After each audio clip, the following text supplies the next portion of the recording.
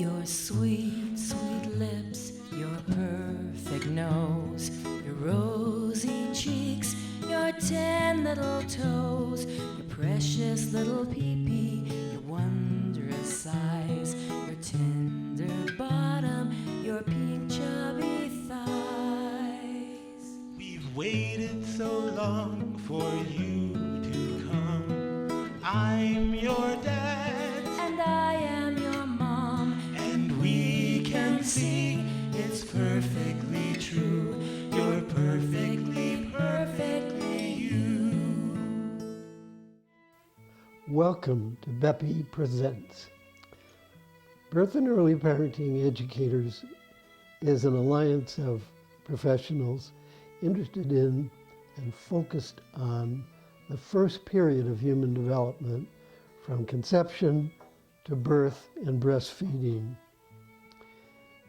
This is a dramatically important aspect of human development, perhaps the most important time for human beings in their development.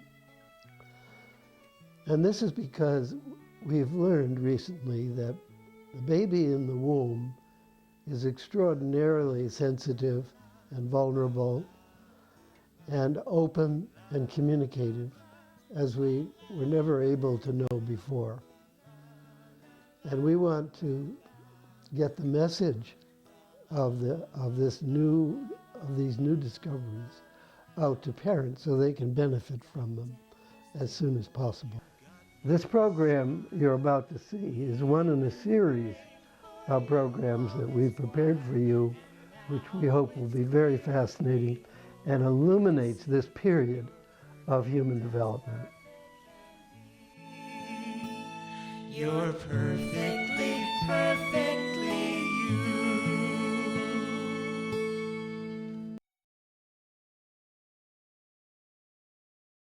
We're breaking a lot of new ground.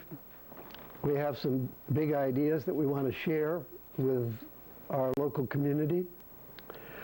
And what I'm going to share with you now are 3 big facts that I think are redefining parenthood and are rescheduling parenthood.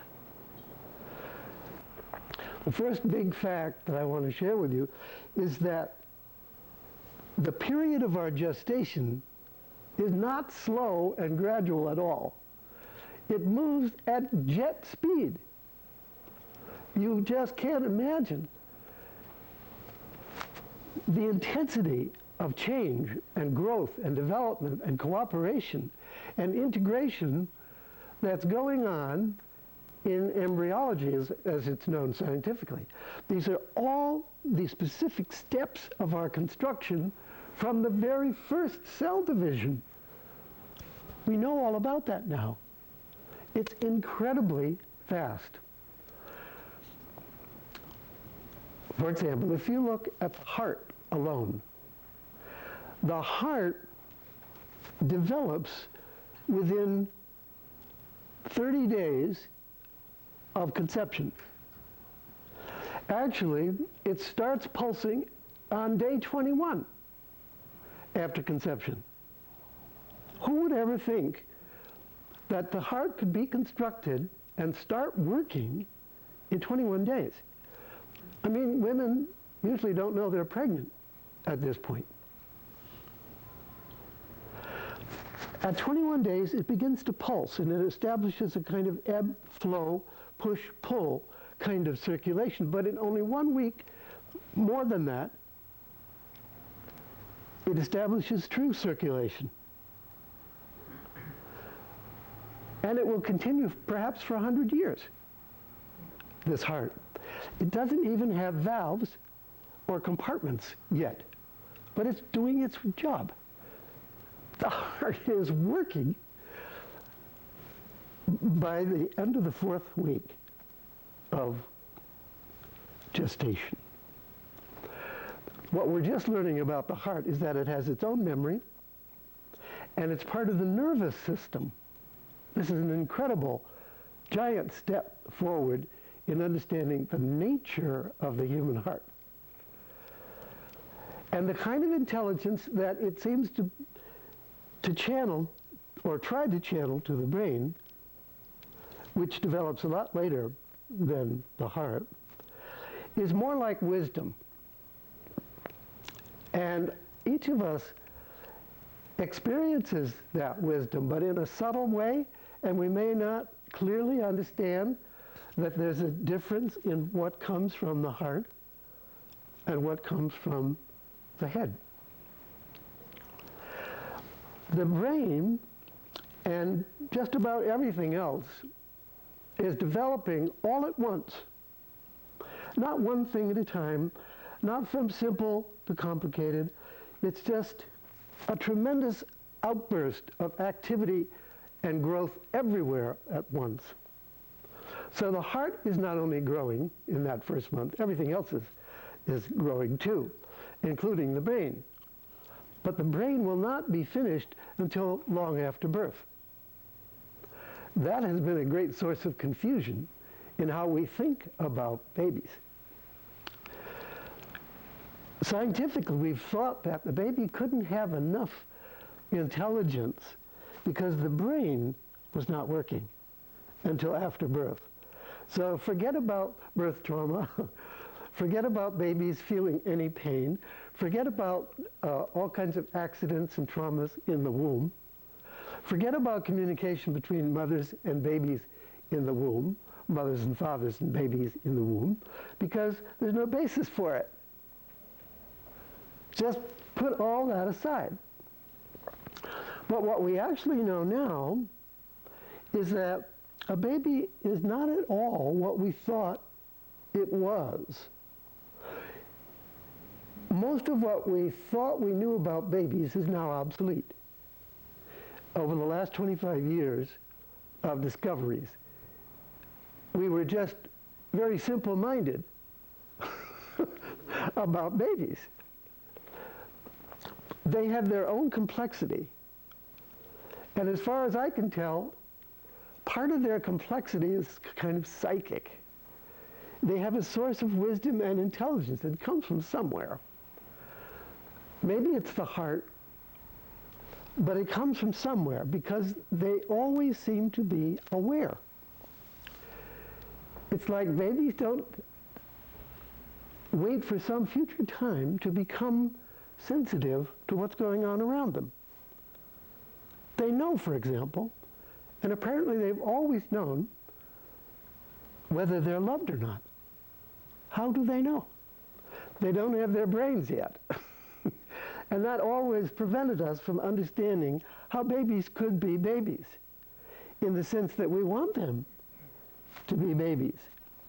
We want them to be real and like us, so we start talking to them.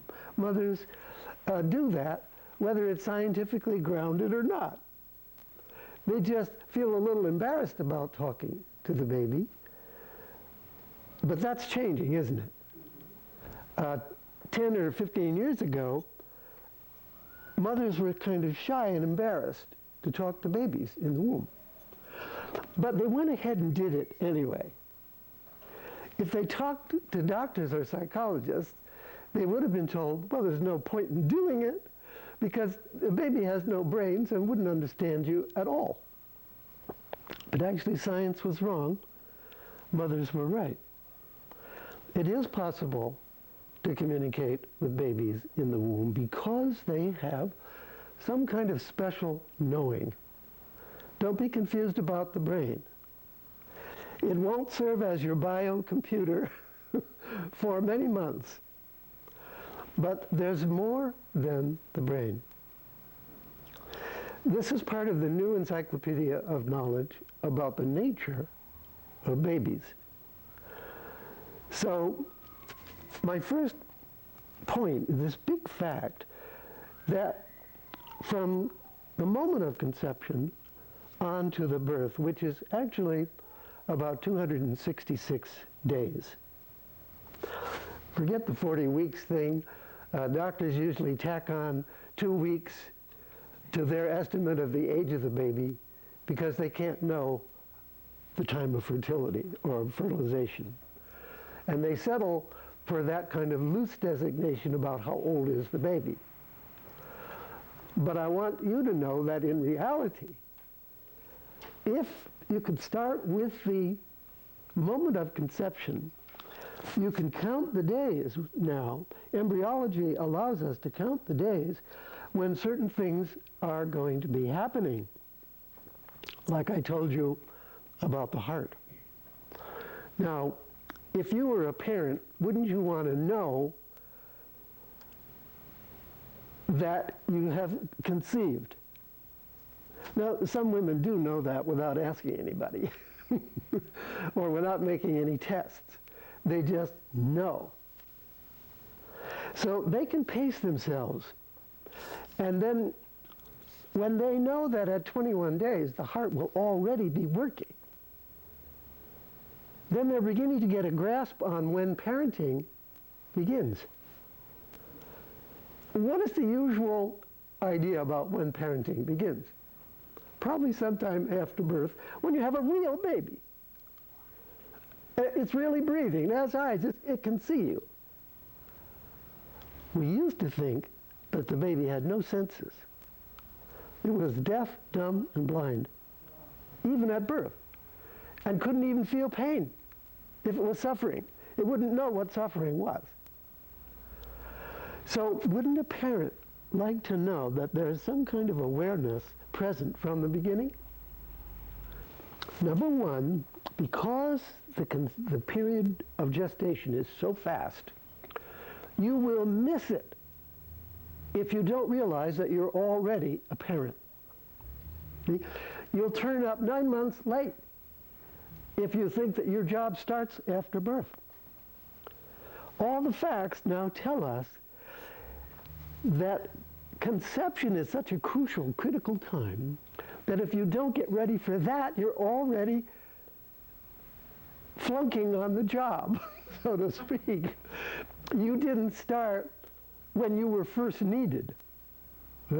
It's like a man has to clear up his act regarding his sperm and his lifestyle, his way of life, whether he's drinking or smoking or what he's doing that might affect the sperm and the conception. It's not like you can go back and do that over again. It is what it is. So you want to move up to the conception and be psychologically present and aware of what you're doing in order to do the best possible parenting. Let me move to the second point. Parents are the architect of the baby's brain and body. This is a huge idea, but it's true. It's not the doctor. Doctors can't do any constructing of your baby's body and mind. We think they have a prominent role in pregnancy, but they don't. They're just tagging along after the parents. The parents are where the action is. They're the architects of the baby's body.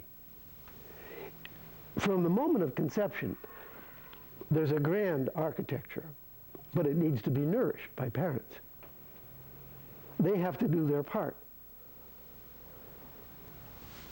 If conditions are starvation conditions, if they're surrounded by violence, the whole gestation of that baby is going to be different from what it would have been if there were peace and harmony, security, and love. We now know more about the genes and the environment and the dynamic role between the two. The genes are not in charge. They're not the architects of the body, because the environment tells the genes what to do. And if it's a hostile environment that is in the mother or around the mother, then certain genes get turned off and the growth of the body and brain of the baby is slowed down and diminished. In other words, the baby is being prepared to live in the real world of the mother and outside the mother. Mothers should know that, shouldn't they? But I don't think they do. I think we operate with the idea that everything's going to be kind of pre-programmed and automatic. That's our view of the genes, but this is not correct. The state of mind and body of the mother is going to control the genes and the growth of the child. If there's love and harmony and peace, the baby will grow differently, will be able to grow fully. It's instead of this, it's this. It's a tremendous responsibility, but it's the way it is. And so I'm saying again, wouldn't mothers like to be aware of the fact that they are the architect? They are doing the construction of the baby's brain inside themselves. And wouldn't they be rather prefer to be prepared and to have all the supplies right for the construction of this baby's body and brain? Third point, babies are powerful communicators. We didn't used to know that, but they really are. And they can communicate both ways. They can communicate to the mother and father, and the mother and father can communicate with the babies. This is a whole new world of consciousness and awareness that is out there for parents that are interested. Not all parents are interested in communicating with babies like this. But shouldn't they know that it's possible? So they have an option to start communicating with their babies or start tuning in and listening to their babies right from start and before conception. We have several new books in the last 10 years where parents tell their own stories of how their babies contacted them before conception. It's a wild, wild new world out there of parenting. But if you didn't know all these things, you might just be in danger of plodding along in a kind of semi-conscious, automatic way, expecting nothing out of the ordinary, and effectively miss the whole first era of parenthood. We're in danger of doing that when all the joy of communication and participation is waiting for us right before conception. Gestation is very rapid, amazingly rapid. You can't waste any time getting on board. So that's the first point. And the second point is that parents are the architects of the baby's body and brain. And the third point is that babies are powerful communicators. They can reach you, and you can reach them. And this starts at any time you are ready to start, preferably before conception. This is Dr. Cynthia Yaguda. She's a doctor of Oriental medicine and a wise woman in many respects with many resources. She's, in my view, a real healer. Thank you, David. Welcome, all of you. It's really nice to be here. It's quite a magical thing that 1 and 1, which we learned all our lives makes 2, actually doesn't make 2 at all. It makes 3. And that's a piece of magic that I think we should all hold while you hear my talk today. I'm going to talk about 3 things. One is preparing for conception, issues of fertility with women and men. The second thing is Chinese medicine and how it relates to fertility.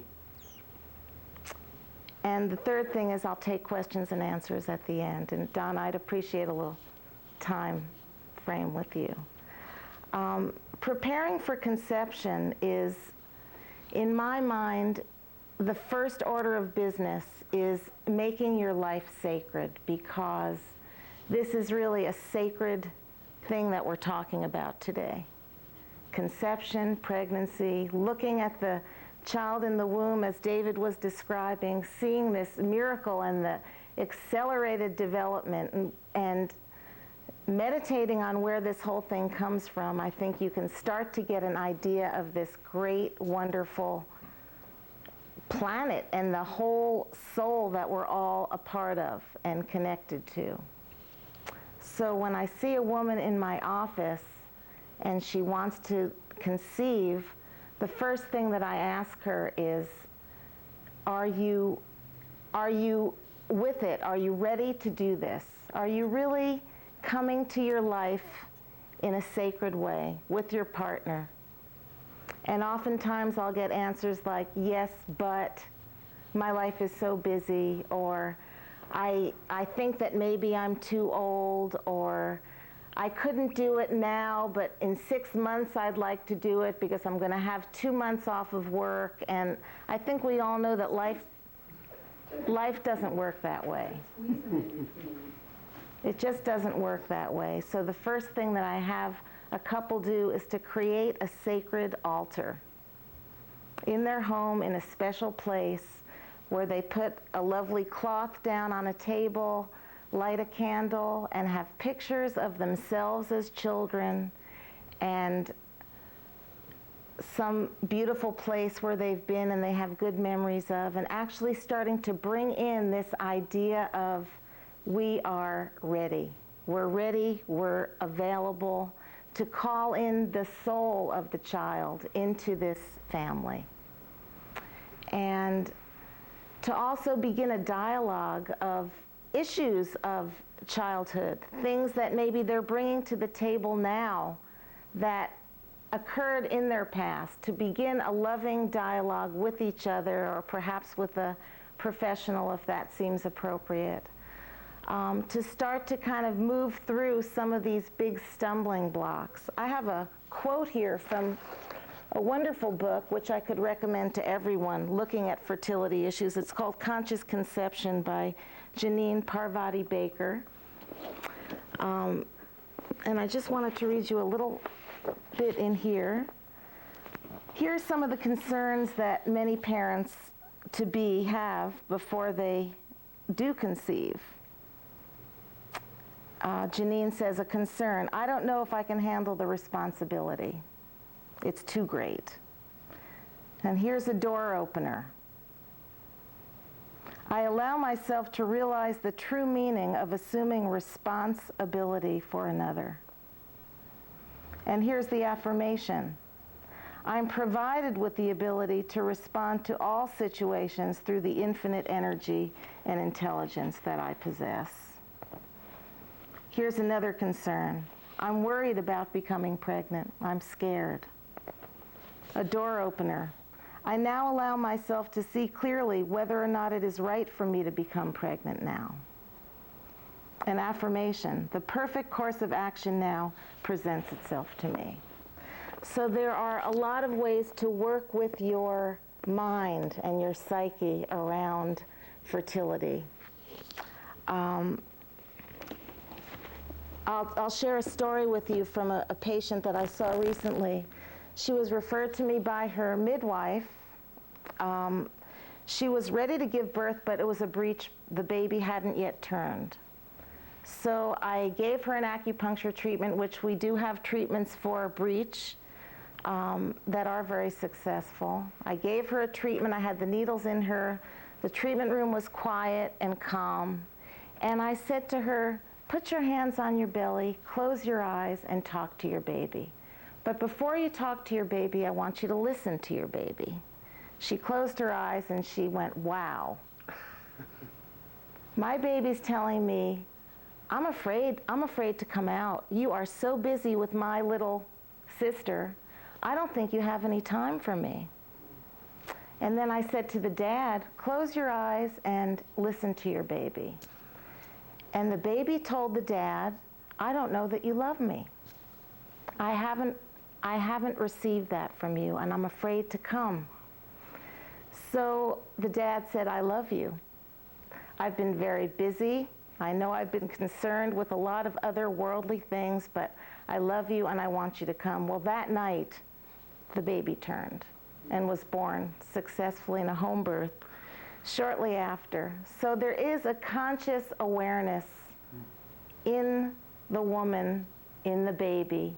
And that awareness can be nurtured. If we had it more in the common ground of, I think that's part of what our group is trying to do, is to encourage that communication, for women to share their stories, for people to have that be more the ground of being, rather than there's nobody home till after the baby is born.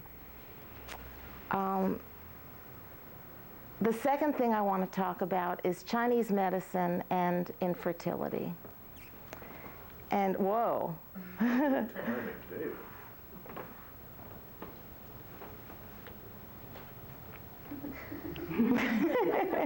Thank you, David. Okay. Chinese medicine and infertility is a big area of study, and obviously today we're not doing a clinical symposium, so I'm going to give you some generals on it.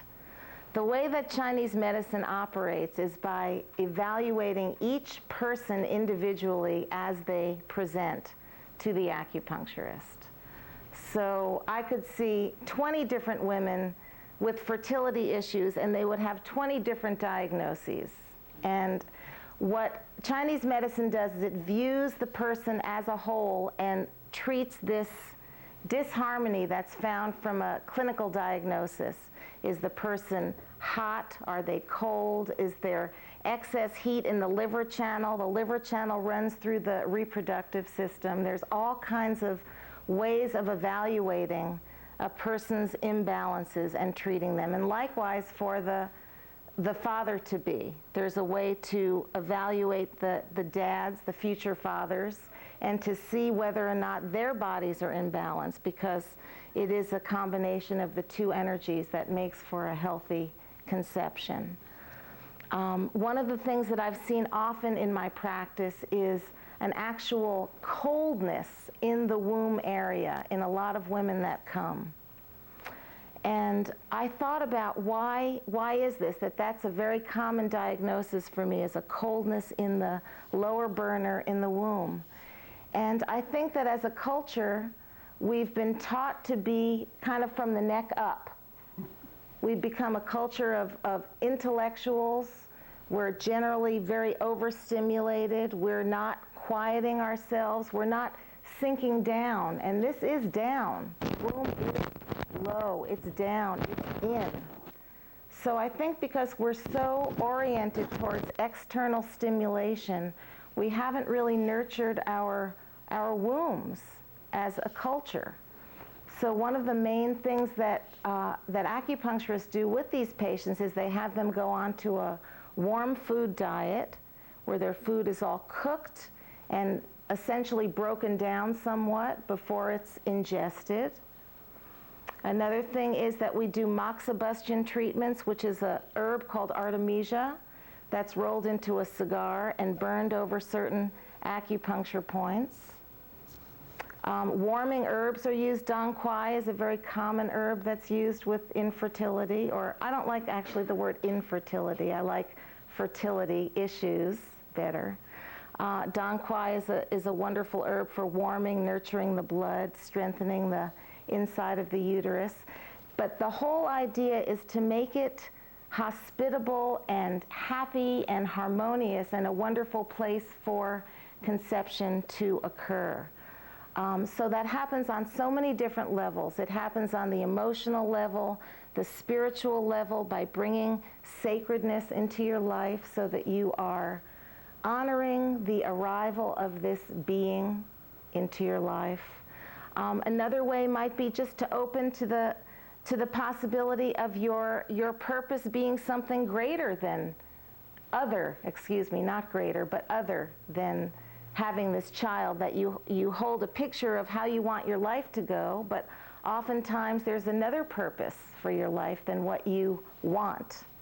So there's a whole lot of different levels of acceptance and inclusion into a greater whole that arises when a person looks at becoming a parent. There is a kind of creativity that can be expressed in a person's life that nurtures the conception of a child. It's not just in the uterus. It's in your life. It's in your expression of love to other people. It's how you take care of the little pot of flowers at your back door. It's how you speak to someone that you just run into. Maybe you've jammed into somebody with your grocery cart at the grocery store. You know, expressing your creativity fosters conception. Expressing your love, giving to others.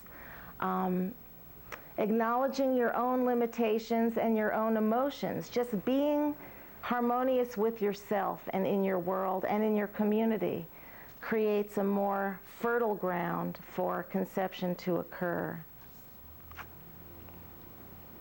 Some of the treatments that acupuncturists use are basically a weekly sessions where a person is diagnosed and treated and given an herbal prescription, a formula, a combination of 6 to 12 different herbs that they cook up in a glass pot and drink 2 or 3 times a day.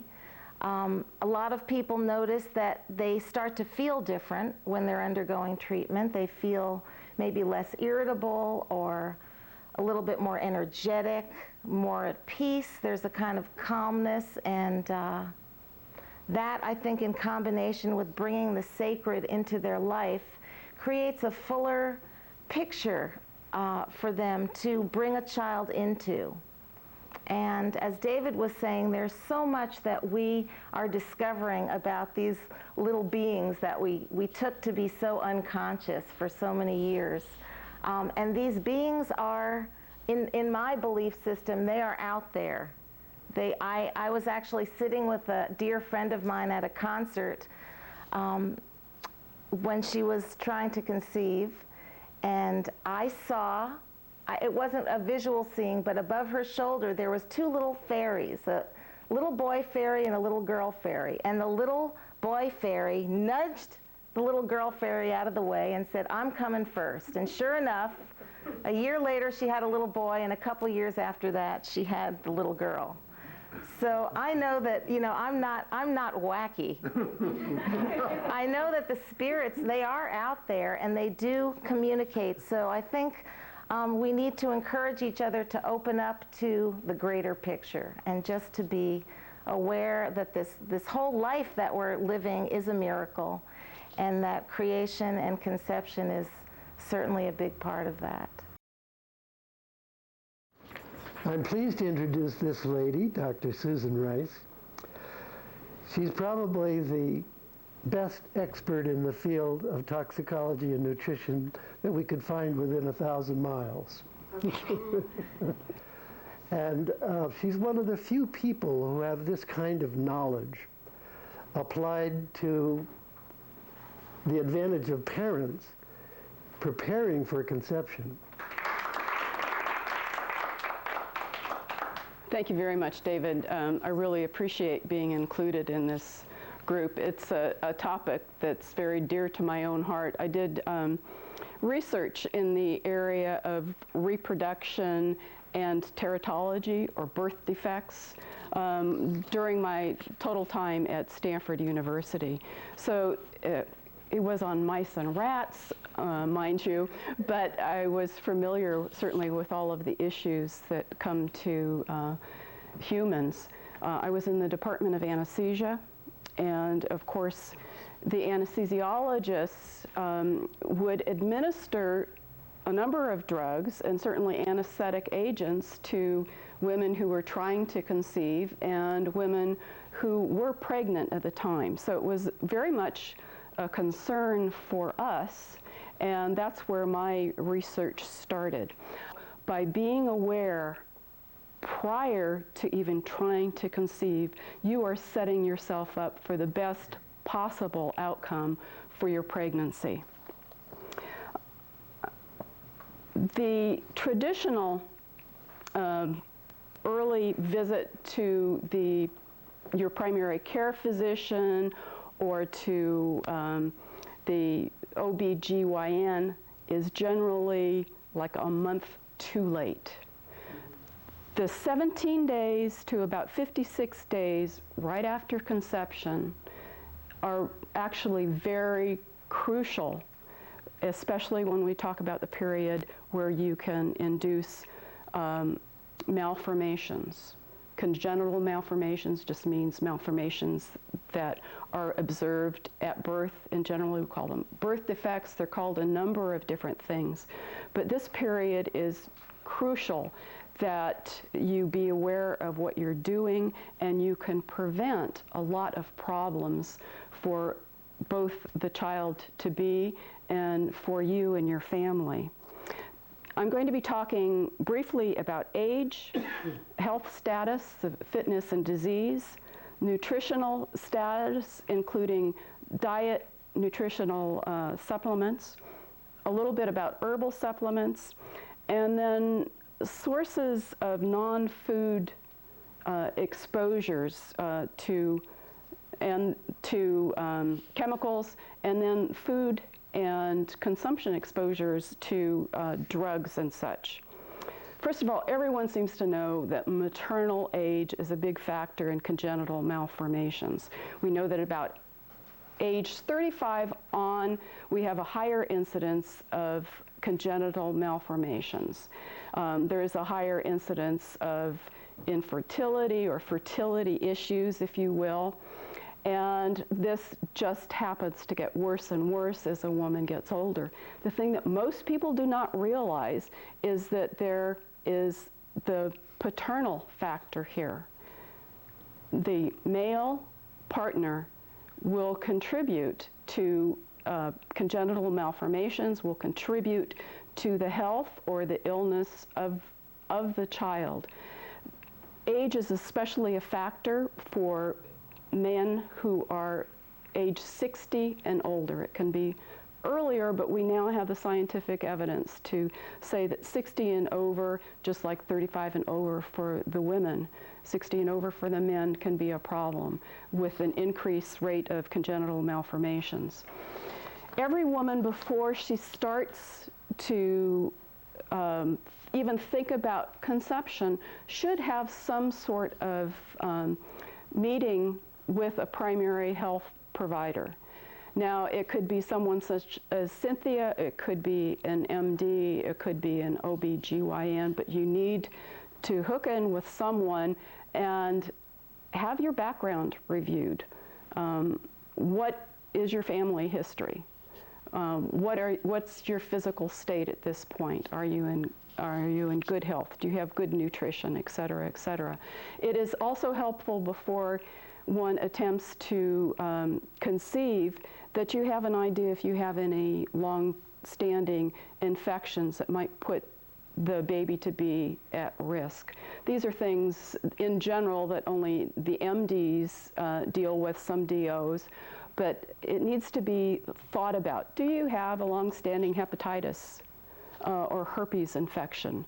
Something that you need to consider.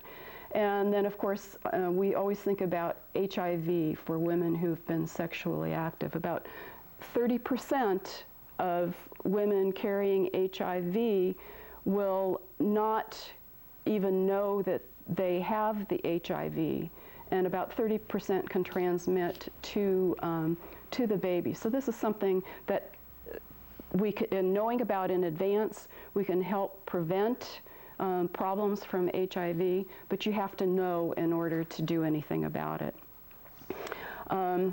Weight is very important when someone is trying to conceive. Now, nowadays we think more about the body mass index, that's the total surface area as related to your height, as opposed to just these old tables that we have of the height versus weight. It's much more specific. The BMI, as we call it, the body mass index, has a good relationship to the body fat. For the BMI, and I have a table that I will leave for people to look at if they're interested, between 20 and 27 is optimal, or the target area for people who are trying to conceive, the woman it is that I'm talking about, of course. Normal weight range is, body mass index is considered between 20 and 25, but a little overweight is not a problem. Beyond that, then you need to think about possibly losing some weight, getting eating habits under control before you would try to conceive. Your weight, your body mass index that you have before you are pregnant, when you first conceive, will determine how much weight that you should gain during your pregnancy. Does this have to do with the health of the baby or just the mother? It has to do with the health of the baby. And certainly pregnancy is never a time to diet. But if you are overweight, you don't need to gain as much weight as a woman who is underweight. So if you're really underweight, your doctor is going to recommend that you gain maybe 25 to 40 pounds. Whereas if you're overweight, they may say, well, at maximum, we want you to gain 20 pounds. This is individual. As Cynthia was talking about, every woman needs to be considered individually with her background, what her lifestyle is like, and where she is at the particular time that she is going to be trying to conceive. Cautions with this, I just mentioned, don't diet. Set yourself up with a good, nutritious eating plan, but don't diet. It can be dangerous for the child to be. Exercise. As far as exercise, you want to be in as good physical shape as you can before you get pregnant. You want to have an established exercise routine, whether it's just walking a little bit or if it's doing some more vigorous sorts of exercise before you can conceive. The better shape that you are in, the better the outcome of your pregnancy is going to be. And then when you become pregnant, you would continue exercise, moderate exercise, and this is where you would confer with some healthcare professional to help guide you. But exercise during pregnancy is definitely beneficial. It's beneficial to the mother and to the fetus and baby. It's also really going to help during the period of delivery and carrying that baby during the last 3 months of pregnancy especially. Intensive or excessive exercise, this needs to be avoided at all costs. You do not want to do anything that is going to raise your core temperature. If you raise your core temperature, you can put the baby at risk, and certainly when you are trying to conceive, you can cause yourself all sorts of problems, and again we end up in fertility issues there.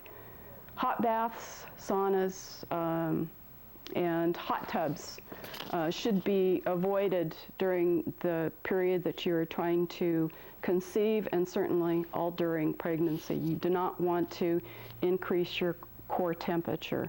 If you have specific questions, you can work with your healthcare provider to make sure that you're doing things correctly. But too many people don't think about this, and you can really put your chances for pregnancy and then chances for congenital malformations really increased.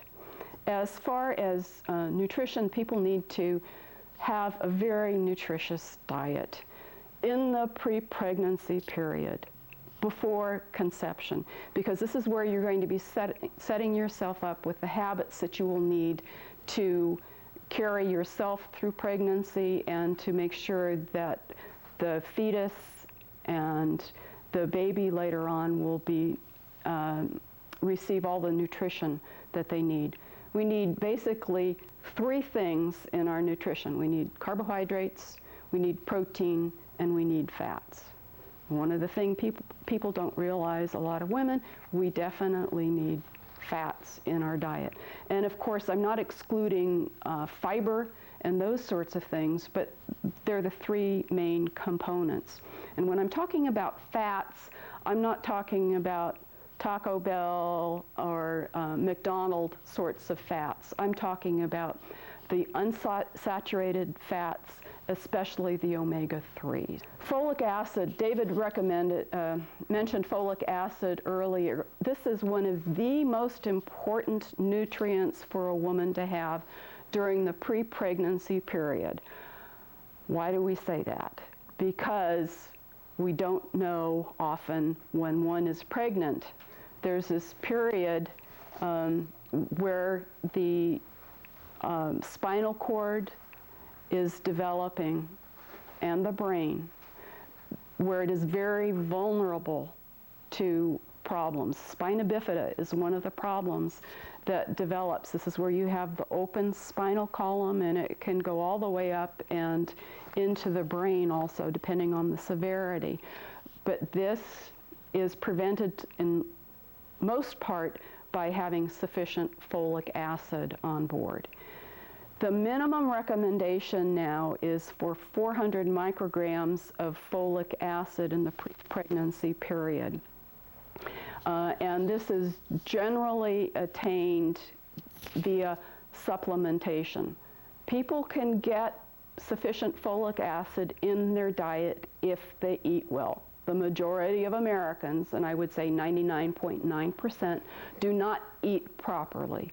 The other problem with the natural folic acid is it is harder for the system to absorb that than the folic acid that we get in nutritional supplements. So today it is recommended that all women who are in the who are able to conceive and have children, whether they are on contraceptives or not, to make sure that they are receiving at least 400 micrograms of the folic acid a day.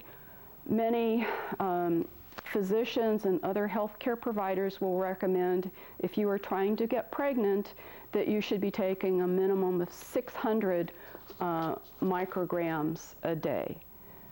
All adults are recommended to be taking a multivitamin, multimineral. This is a major about face from the medical community within the last year, because it is realized that our food source is somewhat compromised. We don't know how long the foods are in the store before we get them, and of course the quality degrades with time. We don't know necessarily how the foods are grown, so in most cases we're not necessarily getting all of the nutrients that we think we are, even when we are doing a very good job about eating properly and getting all of the things that we should have. Again, critical period for development is the first few weeks after conception. And this is why, again, we start thinking about things, becoming very conscious before we even start trying to conceive, so we don't have any problems. So we're not rushing to some healthcare provider and say, what do I do now? I did X, Y, and Z, and I didn't know I was pregnant. If we're conscious, we can avoid all of that trauma. A big thing is, a big thing to avoid is any kind of medications. Now, being a toxicologist, this is something I have a lot of experience with. Many of the drugs that we take, we don't necessarily need to take them if we have done all that we can to take care of our bodies.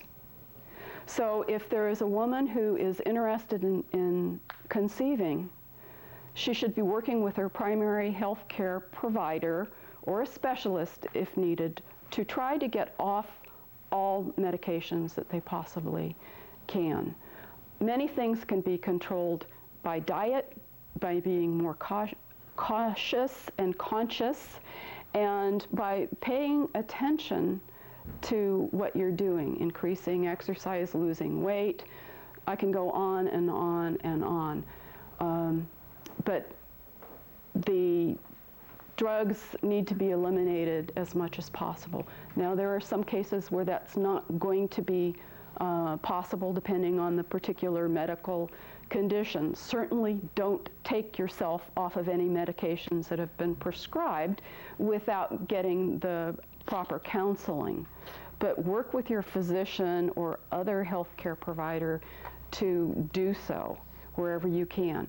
If you have a medical condition, then you need to make sure that you are getting the proper care for that condition and that condition is under control.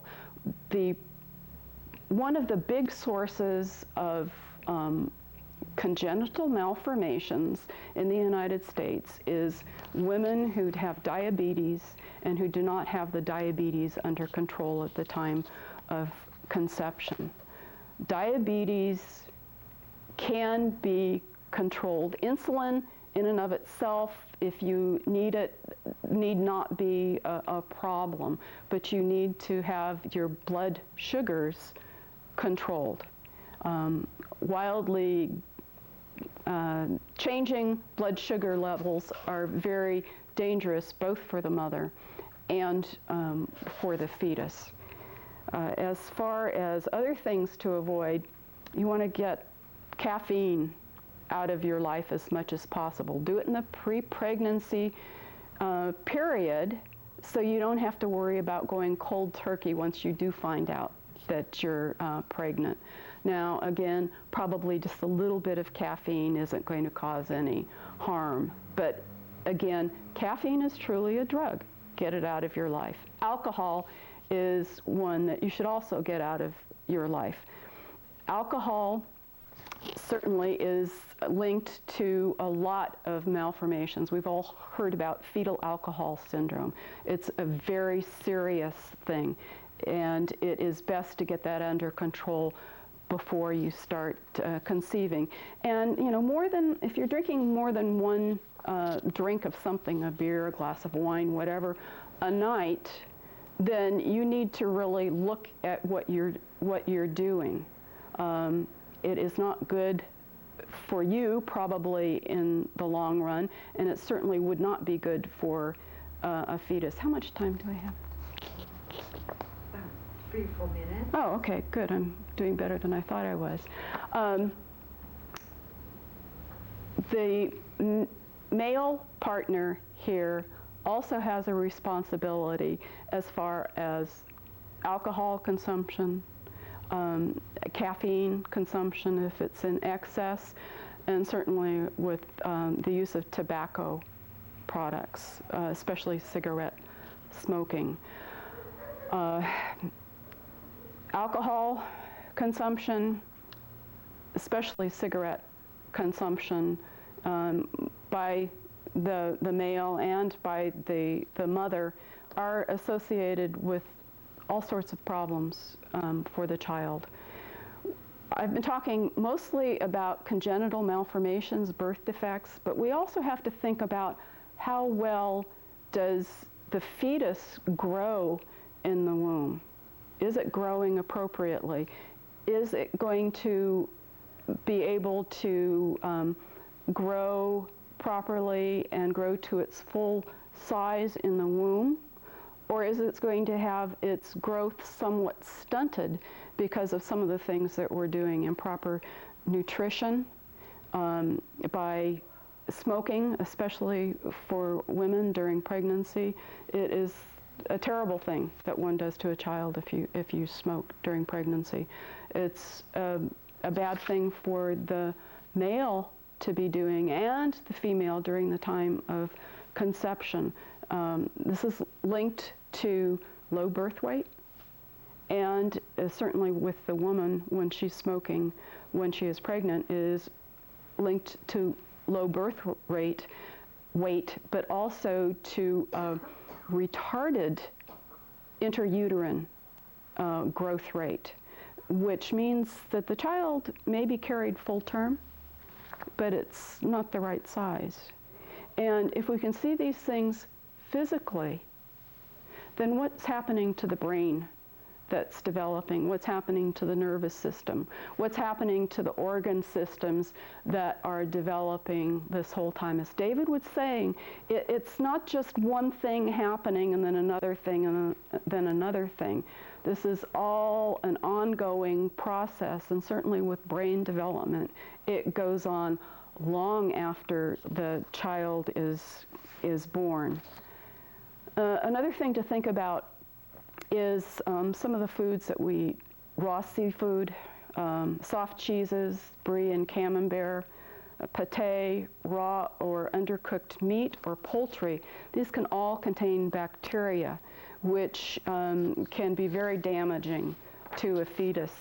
And you don't necessarily know if you're carrying these bacteria when you conceive. So the best thing is to, again, clean up your act in advance.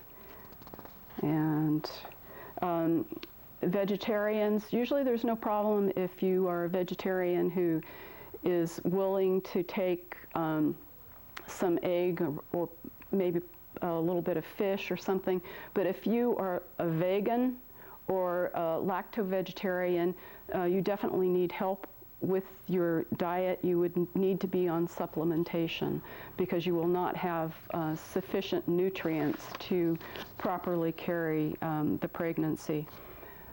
One of the big things we don't think about is vitamin A. I don't know how many of you have heard that vitamin A is considered a teratogen.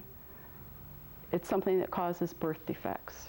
This was in the news a number of years ago, especially with the retin-A treatments, and now there are black box warnings on the any of the products that are given by prescription to women. The black box is there for everyone to see, but it's a concern for women of childbearing ages. It causes all sorts of congenital malformations. It's very dangerous. No more than 5,000 international units of vitamin A should be taken prior to conception or during the total pregnancy. There are different types of vitamin A, but I think if you just consider all vitamin A's to be a problem, certainly you do not want to be using a retin-A treatment. Unfortunately, there are some physicians out there who have forgotten these things. Things kind of come to our consciousness. What is vitamin A used for?